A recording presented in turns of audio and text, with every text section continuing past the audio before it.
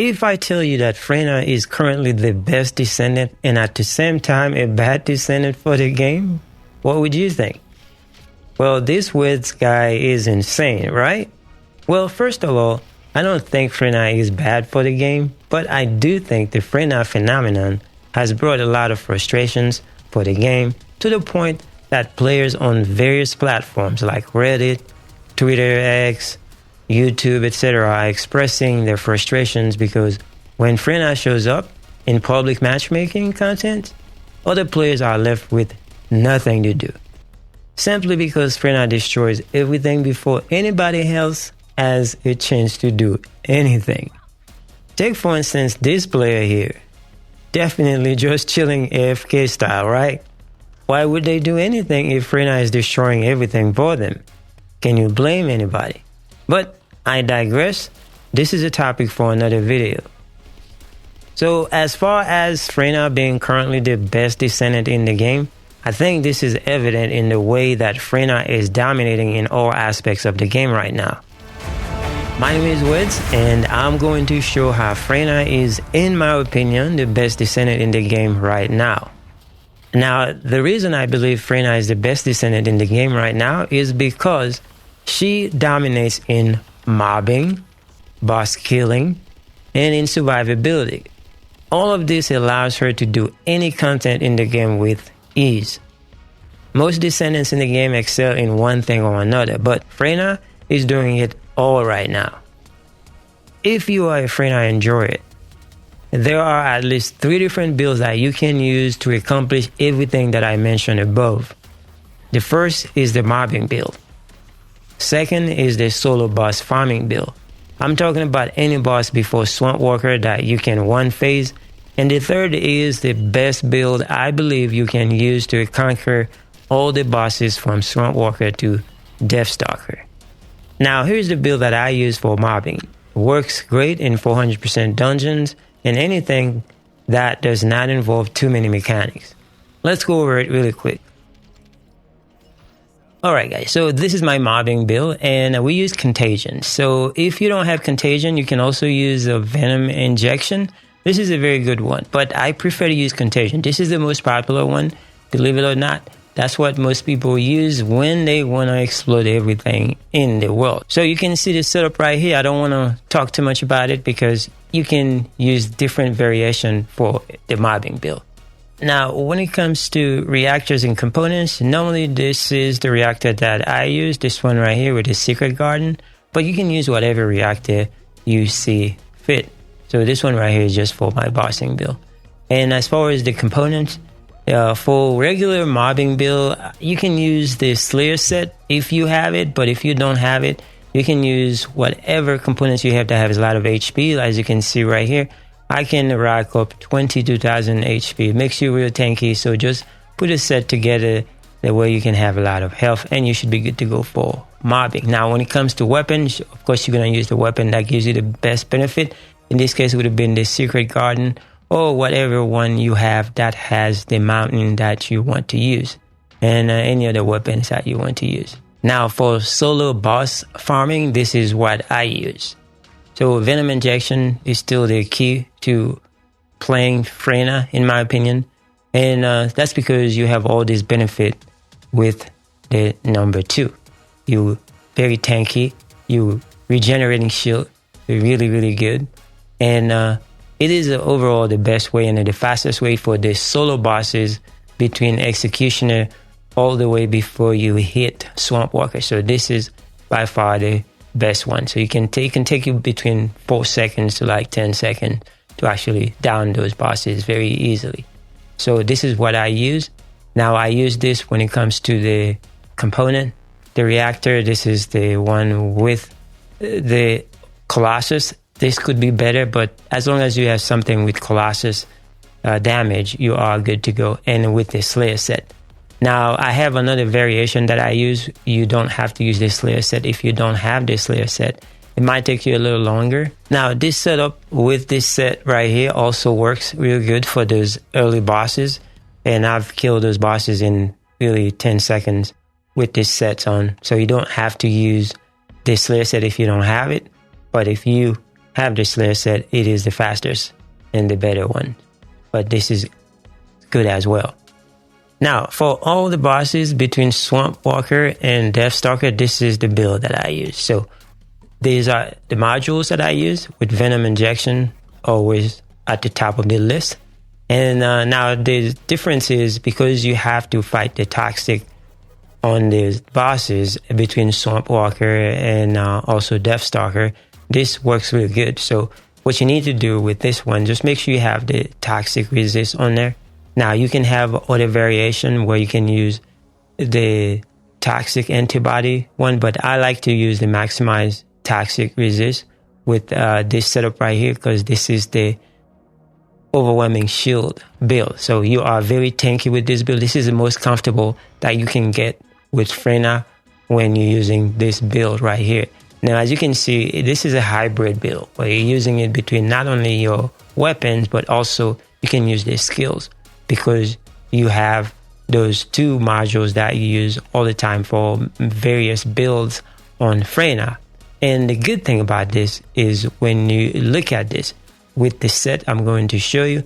Now, what makes it so tanky is because when you use your number 2, you're getting that shield regeneration. You also get the toxin resistance. Now, if we take a look at my processor, you can see my toxin resistance is not very good, but I have a bigger one, but I'm going to show you. So if you go to the info sheet, you can see the toxin resistance is 5,000, right?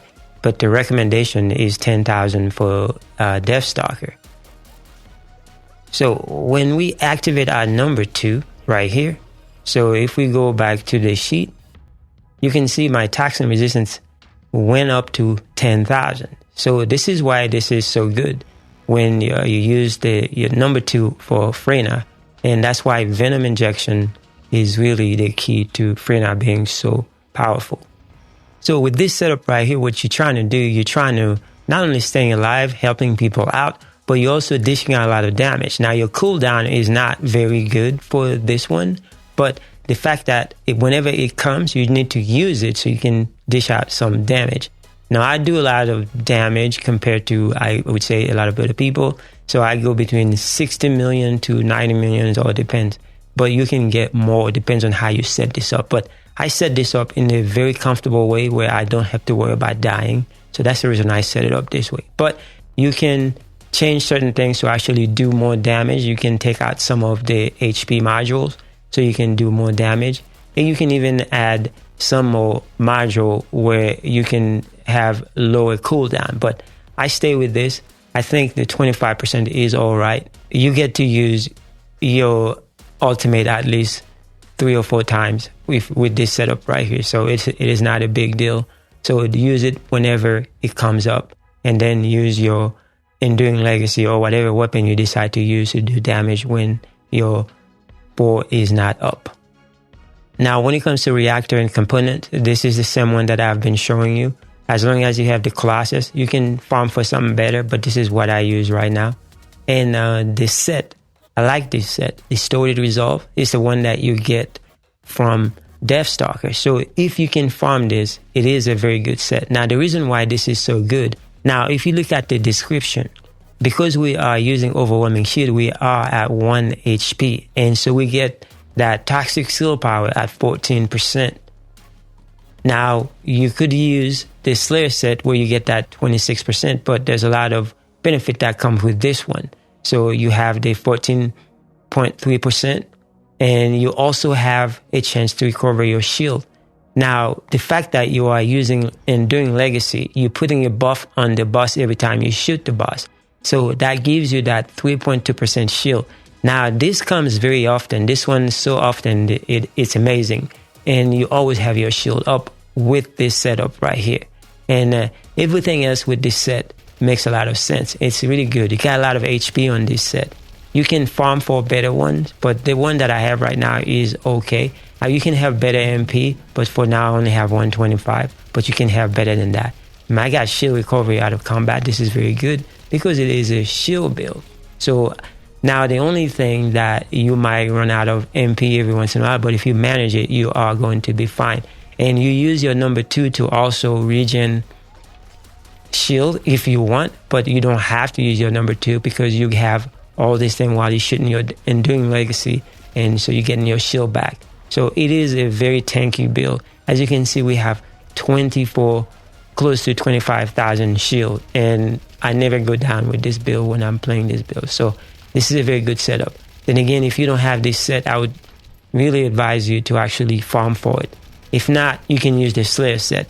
But if you don't have neither of these sets, then you can use the regular components with a lot of HP and you are good to go. Because I sometimes use the one with all the HP without any set, and you are good to go. As long as you have a lot of HP, your shield is going to be good. So the main thing about this is using the overwhelming shield and all those other shield modules and HP module, and you are going to be good to go if you use this setup. Now, as far as the weapon, and doing legacy is going to be your top priority because you put that debuff on the boss when you are using this set, and that gives you that shield regeneration so often. It is amazing. Now, this is the Gluttony variation. So if you're going to fight Gluttony or Frostwalker, those bosses that require chill resist, then you use this version because you get maximized chill resist for that resistance. And what you need to do, you just have to use other components that have a lot of HP.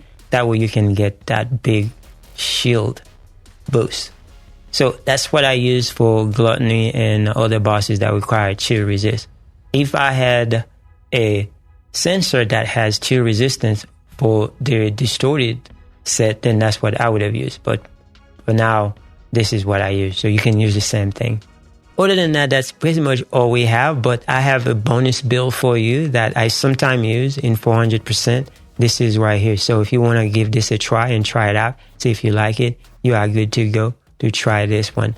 It's with toxic stimulation. This is a very good setup if you want to use this.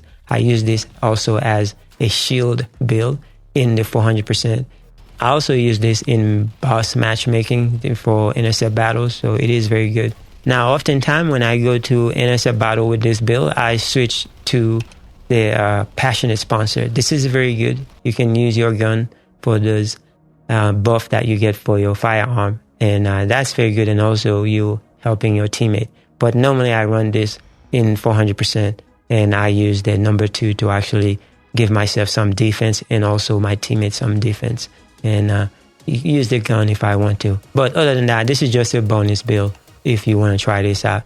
Anyway, that's basically all we have. Thank you so much for watching. I will see you guys in the next one.